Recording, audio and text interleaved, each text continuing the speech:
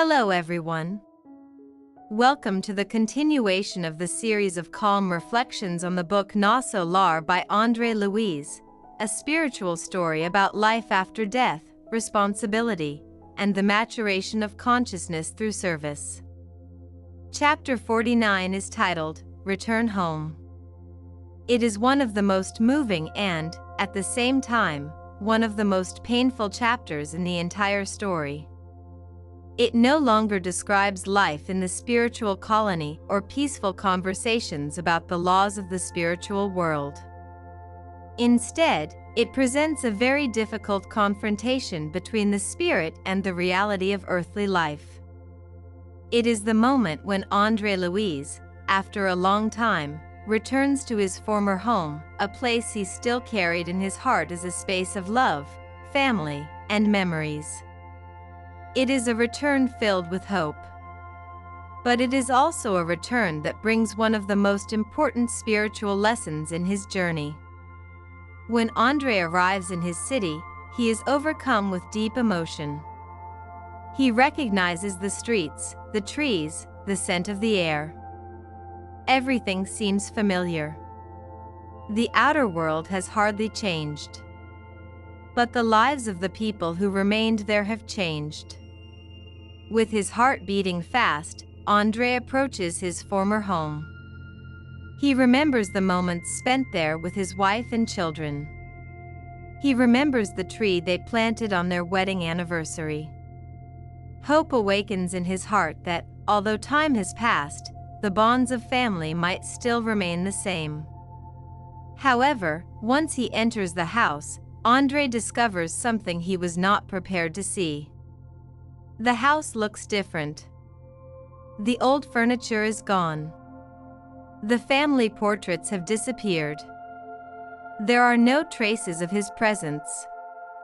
It is as if his life had been erased from that place. And then an even more difficult experience follows. André sees his wife, Zelia. But she is no longer alone. Another man is with her, Dr. Ernesto. André tries to greet her. He calls out to her with joy. He tries to embrace her.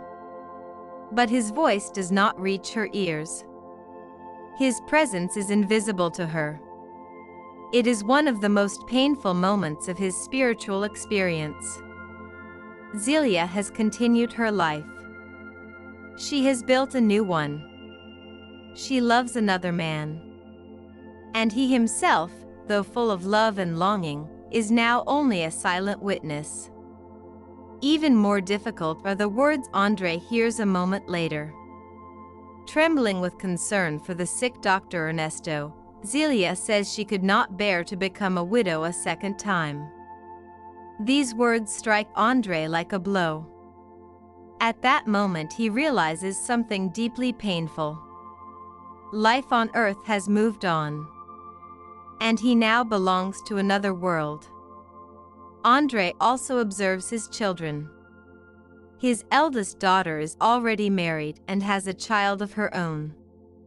The younger daughter and their mother try not to speak about the past. Zelia even forbids any mention of him. She sold the old keepsakes and changed the appearance of the house in order to cut herself off from those memories. Only one of the daughters still feels a deep longing for her father. She speaks of him with tears in her eyes. At that moment André tries to comfort her. She cannot hear his words, but she senses a gentle thought bringing her comfort. This reveals something very important. Love between souls does not always need spoken words. It can reach others through thoughts and feelings.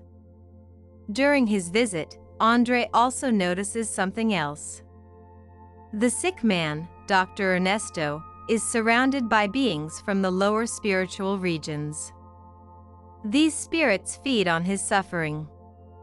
It is an image of the spiritual reality that often remains invisible to people living on earth. At first André feels anger and jealousy. But he quickly remembers the lessons he learned in the spiritual world: love, forgiveness, and fraternity. He realizes he has no right to hate the man who took his place. That man is also a soul on a journey. After many hours of observation, André begins to understand why his spiritual mentors delayed his return to Earth for so long. This return was meant to be a lesson. A lesson in letting go of the past. A lesson in overcoming selfishness. A lesson in true love. He also begins to understand something more. His true family is no longer limited to his wife and children. His family now includes the suffering souls in the chambers of regeneration. His family is the community of all beings walking the path of spiritual growth. Love must expand. It must cease to be merely attachment to what once was. At the end of the day, Minister Clarencio arrives. He does not give André many instructions. He simply reminds him of the most essential teaching of the Gospel. Love God above all things. And love your neighbor as yourself. When this law is truly lived, miracles of understanding and peace arise. After he leaves, André remains alone. And he begins to see everything differently. He tries to understand his wife. He wonders whether he himself, if he had remained on earth as a widower, would have been able to endure loneliness for the rest of his life. He also begins to look differently at the man he once saw as a rival. Perhaps that man helped support the family during difficult times. Perhaps he was necessary. This becomes a moment of deep transformation. André begins to struggle against his own selfishness. He understands that true love is not possession. It is the desire for the good of others, even when that means letting go of our own expectations. Chapter 49 reminds us of several important truths. That life on earth does not stop after our death. That those we love have the right to continue their journey. That attachment to the past can be one of the greatest trials of the spirit. That true love is not jealousy or possession. It is the ability to understand, forgive, and release. This is one of the most decisive moments in the spiritual journey of André Luiz. Because it is here that he truly begins to understand the meaning of loving one's neighbor. A love that does not remain confined within the limits of one family or one lifetime, but expands to embrace all who walk together toward the light.